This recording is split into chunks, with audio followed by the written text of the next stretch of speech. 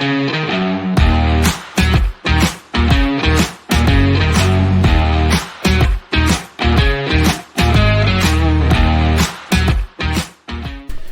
buenos días, queridos amigos, queridas amigas.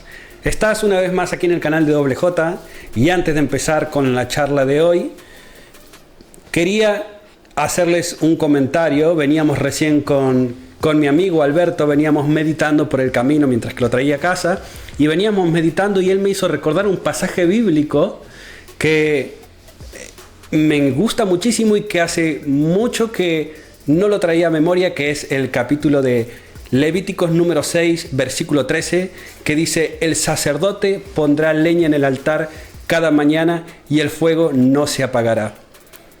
Y pensaba yo qué importante que es poner todos los días esa leña simbólica, ¿no?, en el altar del Señor, que muchas veces la podemos interpretar no como una leña física, sino como un esfuerzo que hacemos nosotros para acercarnos más a Dios.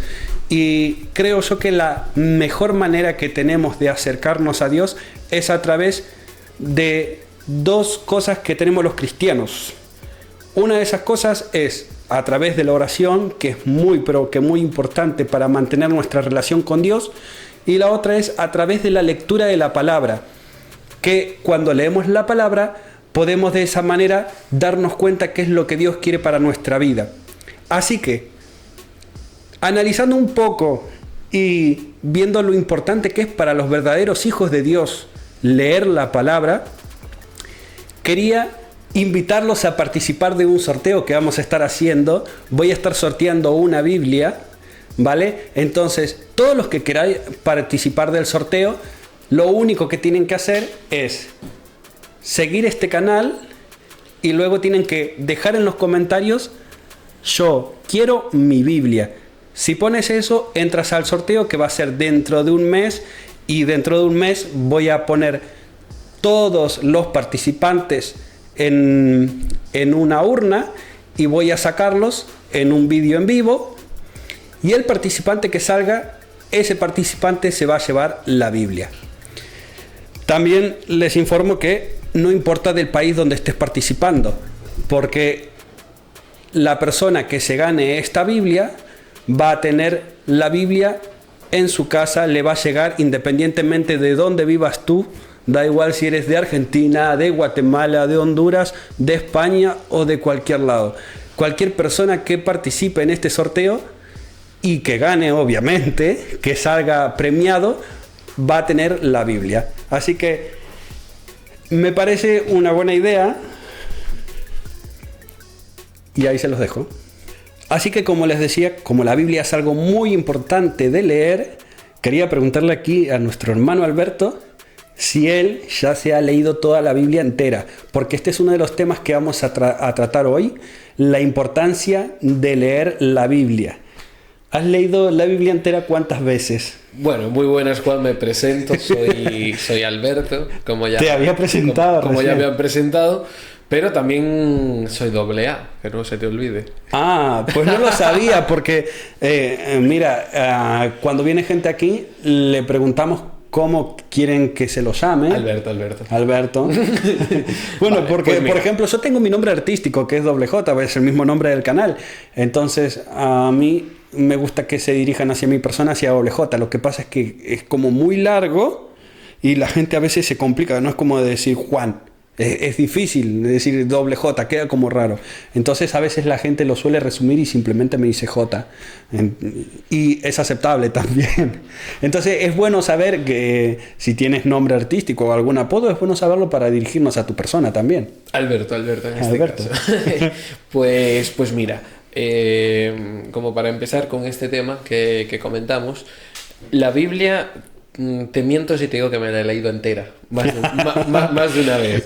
Acá viene historias, voy a contar historias random después sobre esto, sobre el tema de leer la Biblia entera, Tengo muchas historias.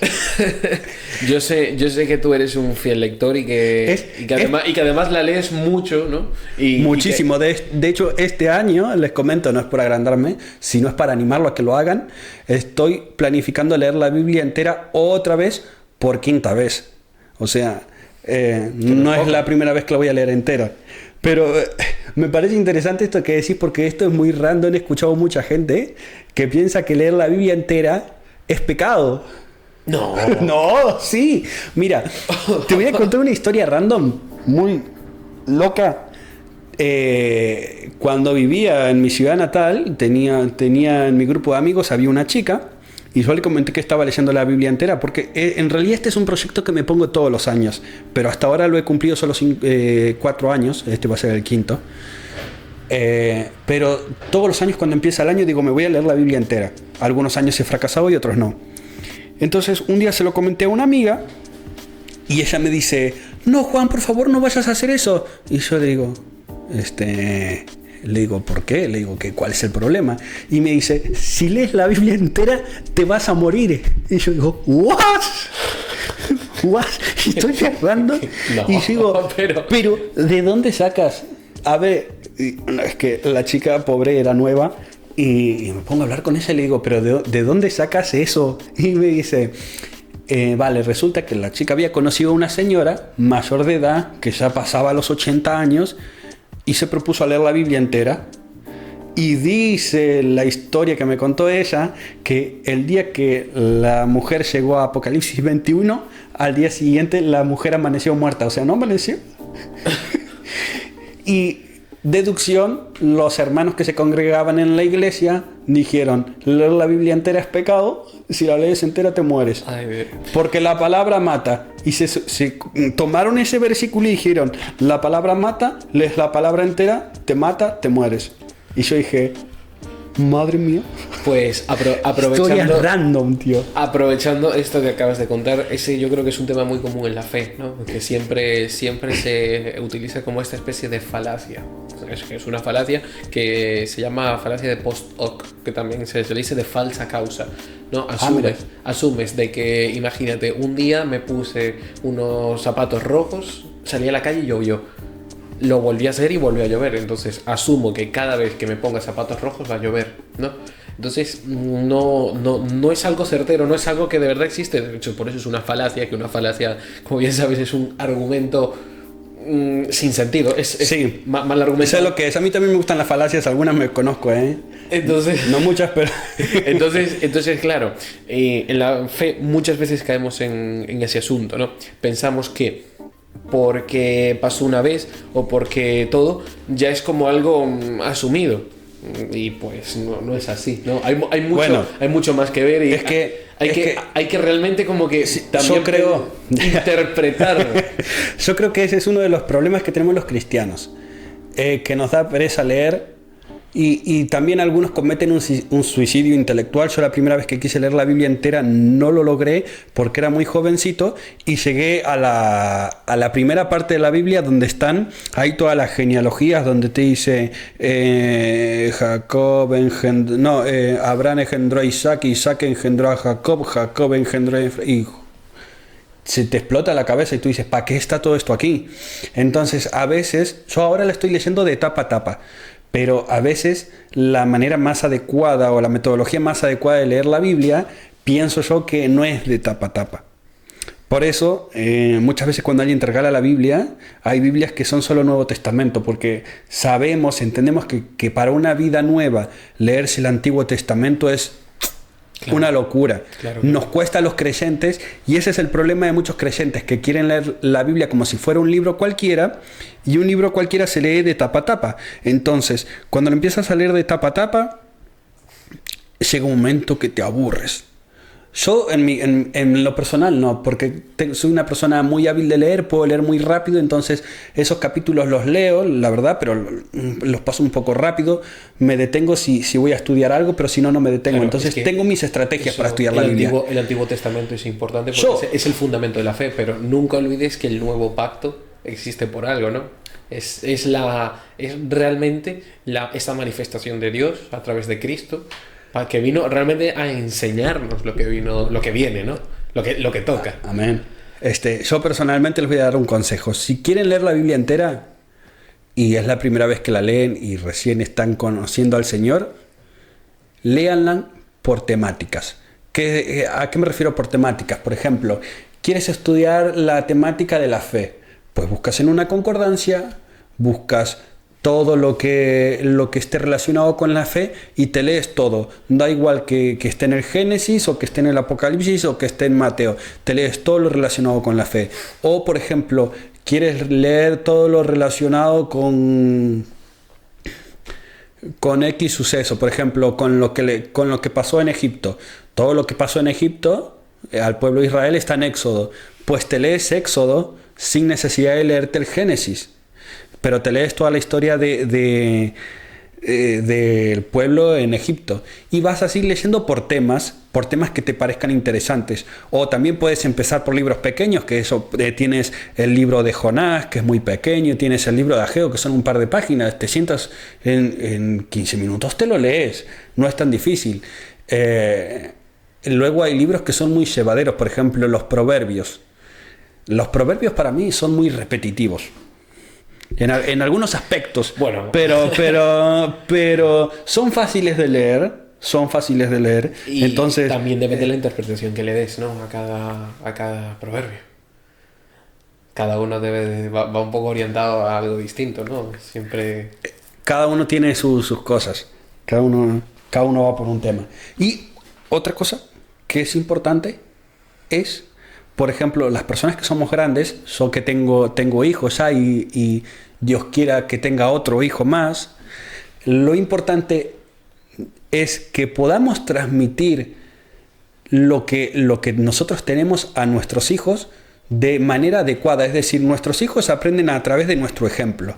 Si vos sentás a tu hijo ahí y lo obligás a leer la Biblia y lo obligás a orar, pero vos no lo haces, tu hijo nunca, jamás lo va a hacer. ¿Por qué? Porque él copia el ejemplo. Yo recuerdo cuando empecé, mira, estoy contando todas mis historias, pero cuando yo empecé a estudiar la Biblia a profundidad, fue porque seguí el ejemplo de una persona, que en este caso no fueron mis padres. Mis padres también leían mucho la palabra, pero en este caso fue mi hermano mayor. Tengo un hermano mayor que, cuando empecé a despertarme más temprano, porque me tocaban los turnos del colegio por la mañana, me percaté que él se levantaba muy temprano. Se levantaba como a las 6, 5 de la mañana y yo decía, este chico, ¿pero qué hace a las 5 de la mañana?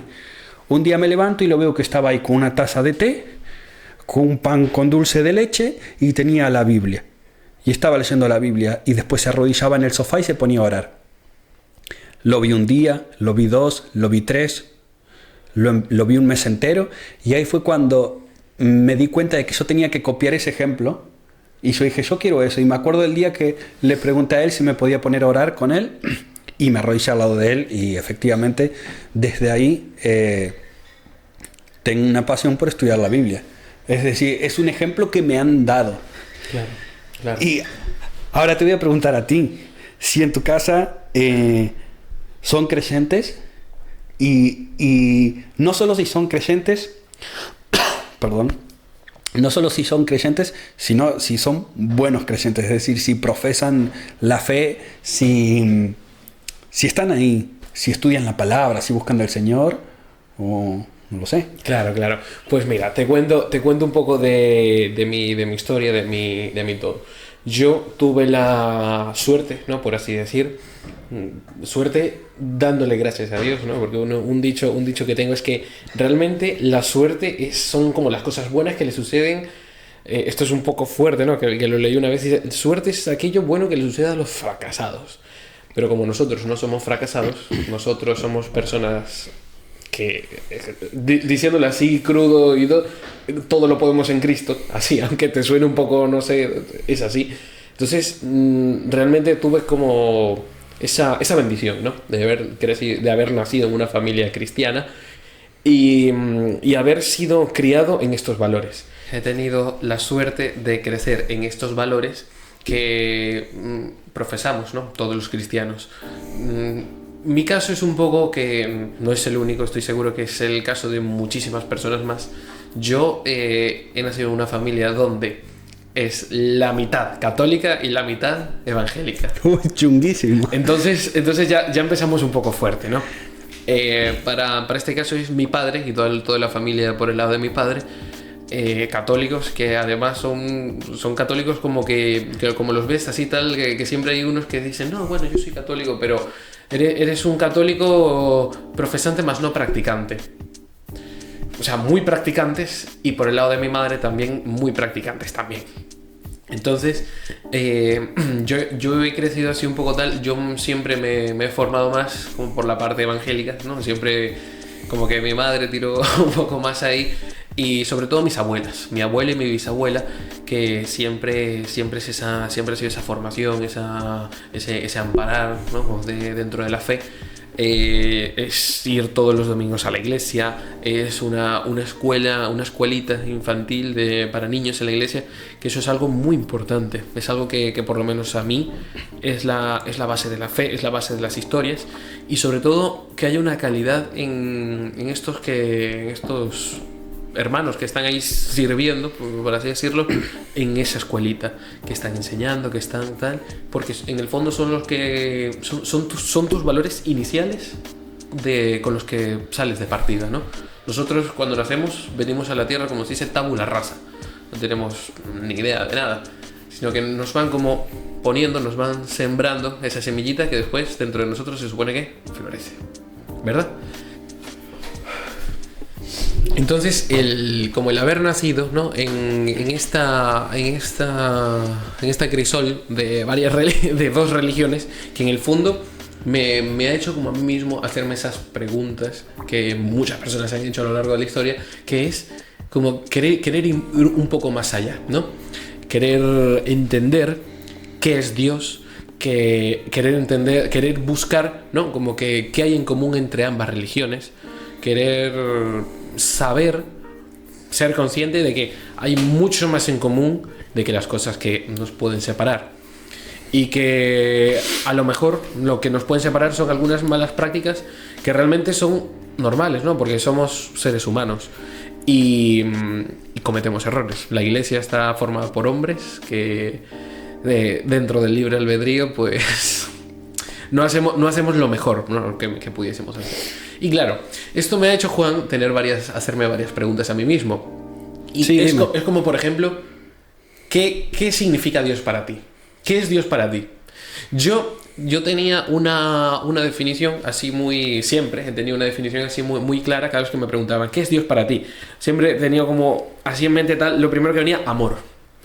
Es el amor a Dios, es el amor al prójimo, es esa práctica, es ese estilo de vida, es esa armonía. Y es sobre todo esa confianza, ¿no? En ese padre que es un padre amoroso, es un padre cariñoso, es un padre que quiere querernos y que quiere que nosotros lo dejemos a él acercarse a nosotros, y nosotros a su vez nos acerquemos a él. Pero un día vino un amigo, que por cierto es ateo, un amigo que tengo muchos años conociéndolo, y que cada vez que puedo aprovecho de hablar de este tema. Los ateos me dan mucha guerra, ¿eh? Y aprovecho de hablar con él y de decirle, oye, pero mira, tú los argumentos y de debatir hasta un punto que quedamos bastante acalorados. Entonces le digo, bueno, yo puedo debatir, ¿eh? Esto de la religión es mejor que nos respetemos cada posición, tal. Y él siempre me ha respetado esta posición de yo como creyente, como cristiano, y yo siempre lo he respetado él como ateo, ¿no? Pero él mismo, un día, así como en una conversación, él me dio como la mejor metáfora, una metáfora que ni a mí mismo se me ocurrió, pero fue una cosa que me marcó. Dice, ojalá yo poder creer, porque los cristianos tenéis esa... dentro de la mesa que es nuestra vida, te puede faltar una pata, te puede faltar, puedes decir que te falta cariño, puedes decir que te falta otra pata que puede ser, no sé, económica, puedes decir que te falta todo, pero hay una pata que siempre va a estar en esa mesa, y esa pata en el caso de los cristianos es Dios. Esa pata en el caso de los cristianos es imagínate una mesa circular que tiene una pata central que está en perfecto equilibrio. Esa pata, sea lo que sea, siempre va a estar ahí. Y así se vayan el resto. Así tú crees que te vas a tambalear, así tú crees que te vas a caer, que te vas a quedar sin mesa. Esa pata siempre está. Y esa pata es Dios en nuestra vida. Claro, qué curioso, ¿no? Que esta metáfora, porque yo me puse a analizarlo y es muy buena. Yo no sé qué te parece a ti, pero a mí me pareció muy buena y que me la haya dado un ateo. ¿Qué opinas? ¿Para ti qué es Dios, Juan? Bueno, mira, en primer lugar, me parece interesante lo que me decís. Yo soy una persona que siempre estuvo un poco en guerra contra el ateísmo. Soy un fanático de la apologética. Sí, pero ¿por qué? ¿Por qué me gusta tanto la apologética? Bueno, resulta la apologética, para los que no saben, es la defensa de la fe. Es defender nuestras creencias a través de argumentos racionales. Y me gusta más o menos desde que tenía unos 15 años o algo así, sin saber que existía la apologética, es decir, sin yo conocer el nombre de apologética, de alguna manera inconscientemente estaba intentando hacer apologética. ¿Por qué? Porque tuve un profesor de filosofía que era una persona horrible y detestable. Él me hacía recordar a la película de Dios no está muerto, porque él daba su clase de filosofía y él era ateo, pero toda la clase de filosofía se basaba en su ateísmo. Es decir, él ni siquiera era ateo, era antiteísta. Esta palabra antiteísta la quité justamente de la película Dios no está muerto, que me gustó mucho y la suelo utilizar porque considero que hay gente que es antiteísta, es decir, gente a la que le molesta que tú seas cristiano. Y de a poco en esta vida yo me he encaminado y he aprendido argumentos, algunos que los considero mejor que otros. Conozco argumentos sobre el ateísmo también. Para mí el mejor argumento que tiene el ateísmo es el argumento del bien y del mal, que solo desmontaría con el libre albedrío.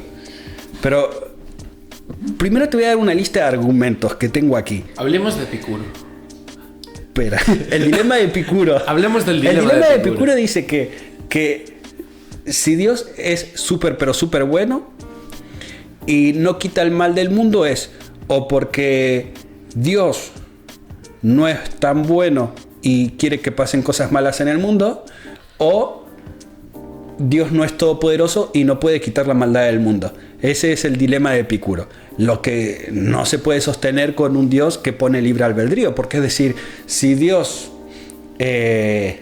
no te permitiera a ti tomar tus propias decisiones y que esas propias decisiones que tú tomaste te traigan consecuencias, ya sean positivas o negativas, entonces sería un Dios dictador. ¿Y sería más bueno un Dios dictador o un Dios que te da libre albedrío? Entonces ahí el dilema de Epicuro me parece que se cae solo. Un Dios que respeta nuestra libertad, ¿no? Claro, de eso que nos respeta nuestra libertad. El tema es que, por ejemplo, tú tienes libertad y en tu libertad tú puedes hacerme daño. Y ahí ya estás interrumpiendo mi libertad. Pero claro, eso ya es una decisión tuya de hacer el mal. Y la mayoría de argumentos ateos que he escuchado caen siempre en lo mismo.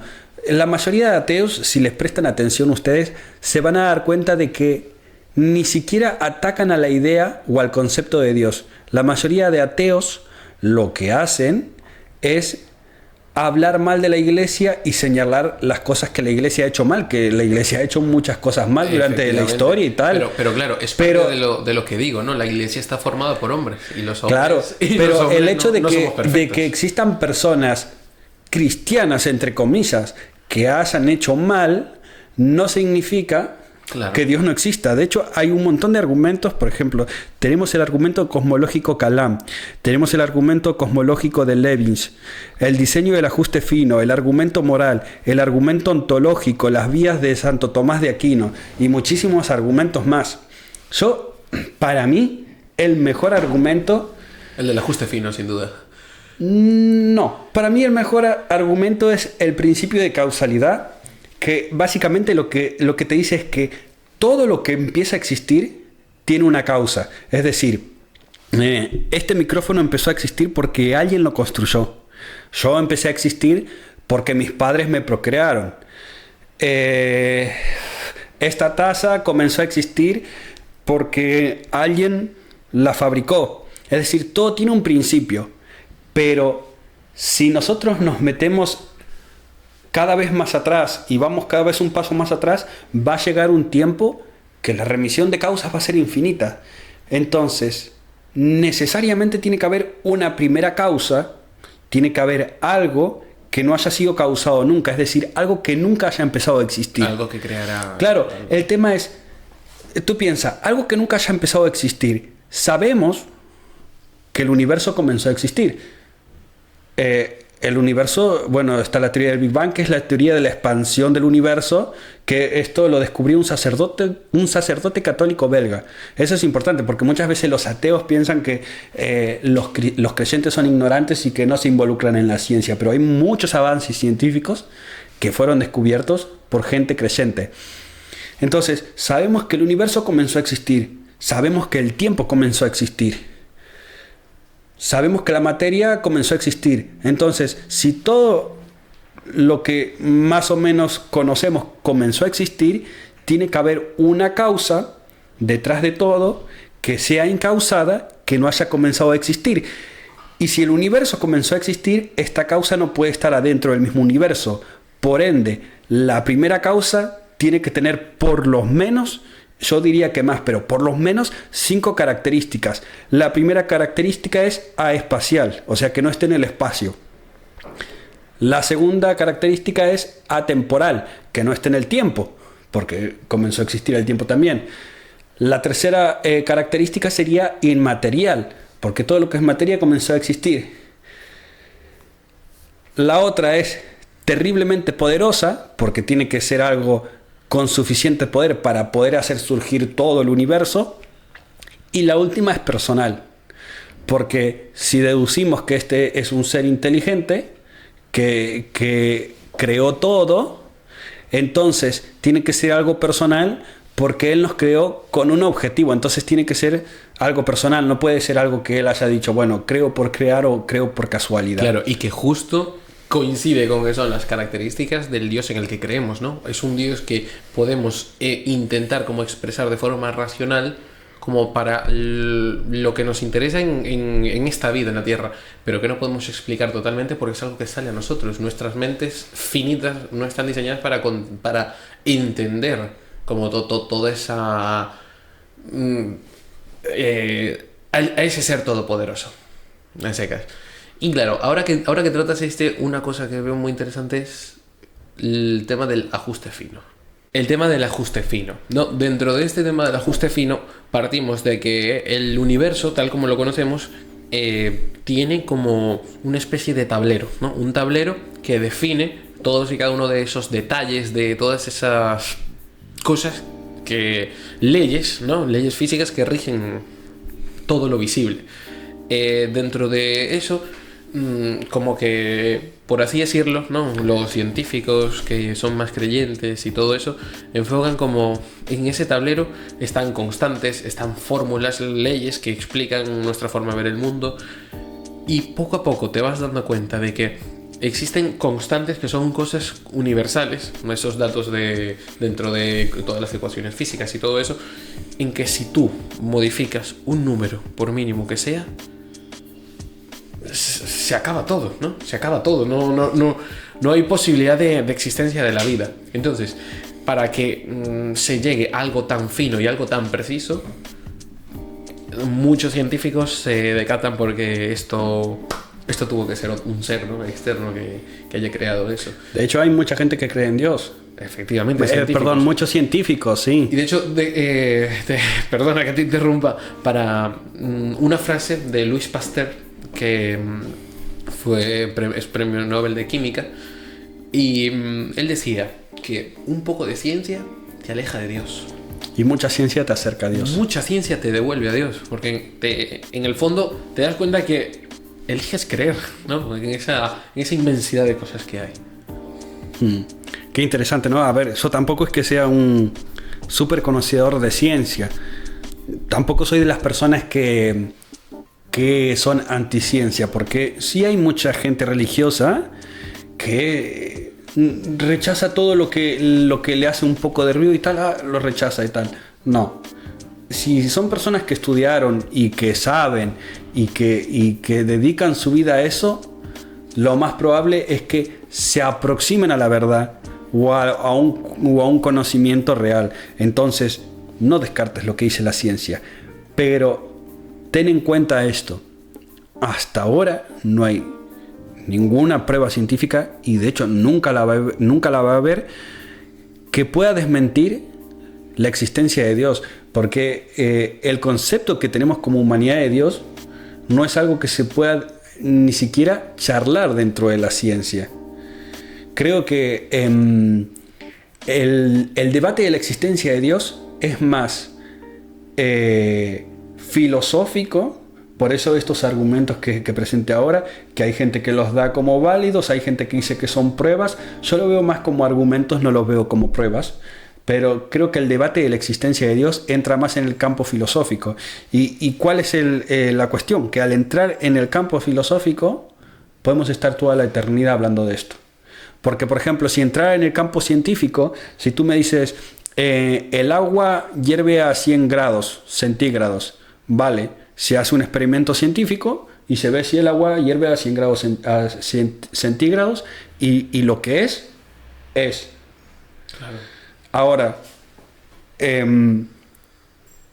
como esto es un debate filosófico, esto va a ser eternamente, hasta que se acabe la humanidad, va a estar este debate. Ahora, la importancia de leer la Biblia, como te decía hoy, es saber en dónde tenemos fundada nuestra fe, saber en qué creemos, saber defender nuestra fe con argumentos racionales, saber cómo hablar delante de la gente, pero más que nada no entrar en peleas, porque yo reconozco que muchas veces por querer debatir y querer ganar terminas peleando, y no es así. El debate no tiene que ser para pelear, tiene que ser para crecer ambas partes. Sí, exactamente. Para que puedan crecer ambas partes. Y una persona que no sea capaz de debatir manteniendo la calma y todo, pues no sirve para nada. Es absurdo debatir con esa persona. Sí, porque al fin y al cabo, el que es ateo va a creer que te refutó siempre, y el que es creyente va a creer lo mismo. Entonces los dos van a pensar que ganaron, los dos van a pensar que tienen razón. ¿Y por qué es esto? Porque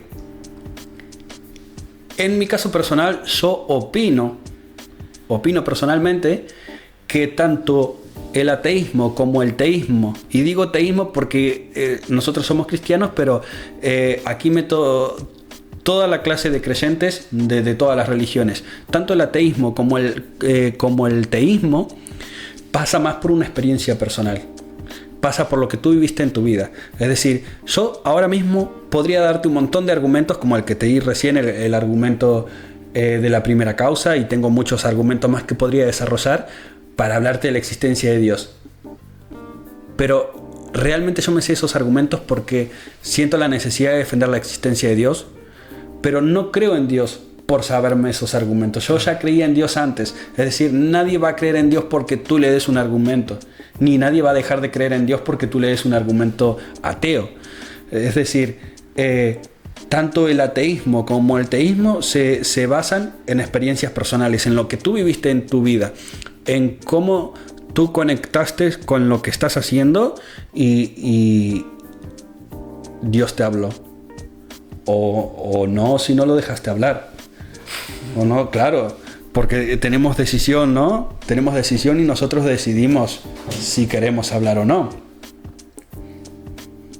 Pues toda la razón, Juan, toda la razón con lo que dices, y es así. Simplemente creíamos y buscamos esas razones para seguir creyendo. Hasta aquí el final. Muchas gracias por llegar hasta aquí. Que bueno, si alguien llega hasta aquí, se merece participar en ese sorteo de la Biblia. El sorteo de la Biblia. No se olviden ustedes. Tienen que seguir el canal y tienen que poner un comentario que diga: yo quiero mi Biblia. Y ya estás participando automáticamente. Se celebrará un mes de... dentro de un mes. Oye, hoy estamos...